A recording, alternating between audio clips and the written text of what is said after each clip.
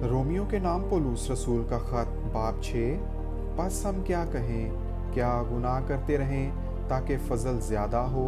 हरगिज़ नहीं। हम जो गुनाह के एतबार से मर गए, क्यों कर उसमें आइंदा को ज़िंदगी गुजारें? क्या तुम नहीं जानते कि हम जितनों ने मसीह यस्सू में शामिल होने का बपतिस्मा लिया तो उसकी मौत में शामिल होने का बपतिस्मा लिया?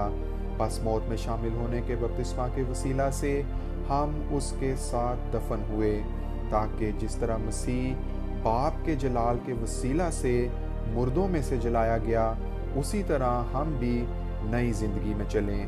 क्योंकि जब हम उसकी मौत की मुशाबहत से उसके साथ पैवस्ता हो गए, तो बेशक उसके जी उठने की मुशाबहत से भी उसके साथ पैवस्ता होंगे।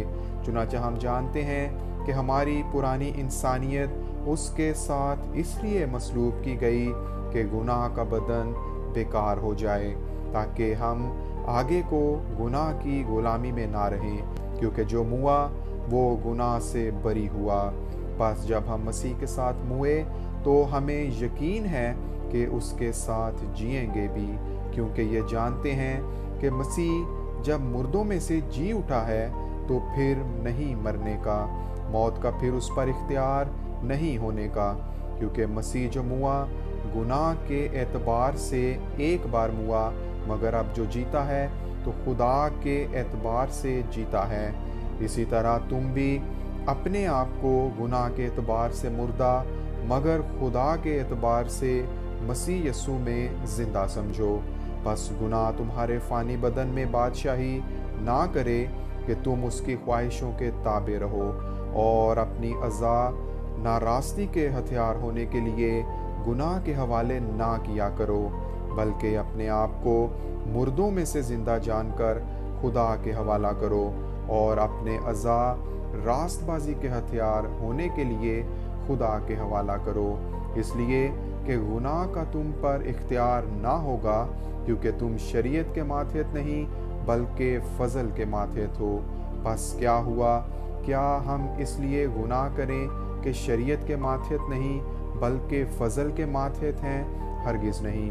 क्या तुम नहीं जानते कि जिसकी फरमाबरदारी के लिए अपने आप को गुलामों की तरह हवाला कर देते हो, उसी के गुलाम हो जिसके फरमाबरदार हो, ख्वाह गुनाह के जिसका अंजाम मौत है, ख्वाह फरमाबरदारी के जिसका अंजाम रास्तबाजी है।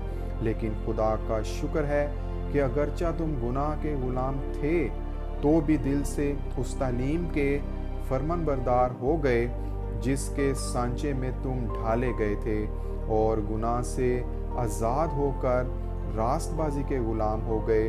मैं तुम्हारी इंसानी कमज़ोरी के सबब से इंसानी तौर पर कहता हूँ, जिस तरह तुमने अपने अज़ा बदकारी करने के लिए नापाकी और बदकारी की गुलामी के हवाला किए थे, उसी तरह अब अपने अज़ा पाक होने के लिए रास्तबाजी की गुलामी के हवाला कर दो।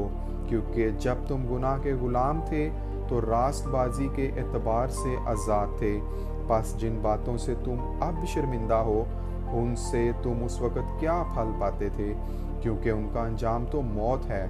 मगर अब गुनाह से आज़ाद और खुदा के गुलाम होकर तुमको अपना फल मिला, जिससे पाकीज़गी हासिल होती है, और इसका अंजाम हमेशा की ज़िंदगी है।